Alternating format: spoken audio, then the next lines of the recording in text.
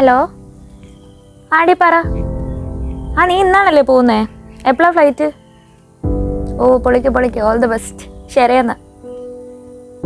എന്താണ് ഈ സംഭവം? അത് നമ്മുടെ ജാൻറ്റ. അവളെ ഇന്ന് UK പോവാന്ന്. അത് പറയാൻ വേണ്ടിയിട്ട് വിളിച്ചാ. നമ്മുടെ പിള്ളേരെല്ലാം പൊക്കോണ്ടിരിക്കുവാണല്ലോ. ഇങ്ങനെ പോയി കഴിഞ്ഞാൽ എന്താവും? അതാണ് ഇന്ന് നമ്മുടെ സഭ നേരിടുന്ന ഏറ്റവും വലിയ പ്രശ്നം. കാരണം യുവജനങ്ങൾ നാട്ടിലില്ലാത്ത അവസ്ഥ. എങ്ങനെയെങ്കിലും +2 പാസ്സാവുക, IELTS OET ഒക്കെ എഴുതിയിട്ട് എങ്ങനെയെങ്കിലും വെളിയിലോട്ട് പോവുക.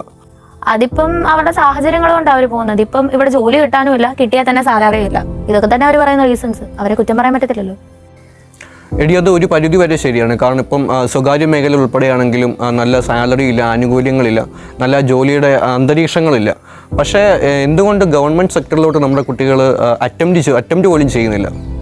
അത് ഭയങ്കര റിസ്ക് ആണ്, കോമ്പറ്റീഷൻ ആണെന്നൊക്കെ പിള്ളേർ പറയുന്നത്. ആണോ? എടി, റിസ്ക്കും കോമ്പറ്റീഷനും ഒക്കെ എല്ലാ മേഖലയിലും ഉണ്ട്. പക്ഷേ ഉള്ള സമയത്ത് നല്ല രീതിയിൽ ഹാർഡ് വർക്ക് ചെയ്യുകയാണെങ്കിൽ ഒരു ഗവൺമെൻറ് ജോലി എന്ന സ്വപ്നം നേടിയെടുക്കാവുന്നതേ ഉള്ളൂ. പക്ഷെ നമ്മുടെ ഗവൺമെന്റ് സെക്ടറിലൊക്കെ ഇതിന് മാത്രം ഓപ്പർച്യൂണിറ്റീസ് ഒക്കെ ഉണ്ടോ? നമ്മുടെ പിള്ളേർക്ക് അതിനെപ്പറ്റി വലിയ അവബോധമൊന്നും ഇല്ലാന്ന് തോന്നുന്നു. എടി, നീ ശ്രദ്ധിച്ചെന്ന് എനിക്കറിയാം. ഈ ഇലക്ഷൻ്റെ സമയത്ത് മെയിനായിട്ട് പുറത്തു വന്ന വാർത്ത എന്ന് പറഞ്ഞാൽ സെൻട്രൽ ഗവൺമെൻറ്റിൻ്റെ മേഖലയിൽ ഉൾപ്പെടെ ഒരുപാട് അവസരങ്ങൾ ഫില്ല് ചെയ്യാതെ കിടപ്പുണ്ട്. അപ്പോൾ അതൊക്കെ നമുക്ക് ഫില്ല് ചെയ്യുവാണെങ്കിൽ അത് ഗവൺമെൻറ്റിൻ്റെ ഭാഗത്തുനിന്ന് ഉണ്ടാകേണ്ടതാണ്. അതുകൂടാതെ നമ്മൾ മൈനോറിറ്റി ആയതുകൊണ്ട് നമുക്ക് ഒരുപാട് EWS പോലുള്ള ആനുകൂല്യങ്ങളൊക്കെ ഉണ്ട് നമുക്ക്. അതൊക്കെ നമ്മൾ കുട്ടികൾ യൂട്ടിലൈസ് ചെയ്താൽ ഇതൊക്കെ ഇച്ചിരി എളുപ്പമാവും, ഈ എക്സാമും കാര്യങ്ങളൊക്കെ. ഇപ്പോൾ ഈ വിദേശത്ത് പോകുന്നവർ എല്ലാവരും നേഴ്സിംഗ് സ്വപ്നം കണ്ടുകൊണ്ടാണ് പോകുന്നത്. പഠിച്ചു കഴിഞ്ഞിട്ട് അവർ അവിടെ തന്നെ താമസമാവുകയാണ്. ഒരു ആരും തിരിച്ചു വരുന്നില്ല.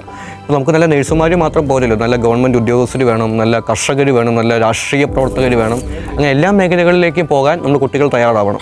മാത്രമല്ല, ഇത് കുട്ടികൾ മാത്രം വിചാരിക്കേണ്ട കാര്യമല്ല, അവരുടെ മാതാപിതാക്കളും കൂടി ഒന്ന് ശ്രദ്ധിക്കണം. പിള്ളേരുടെ അഭിരുചി എന്താണോ അതിന് വേണ്ടിയിട്ട് അവരെ പറഞ്ഞു വിടാൻ കൂടി മാതാപിതാക്കൾ ശ്രദ്ധിക്കണം.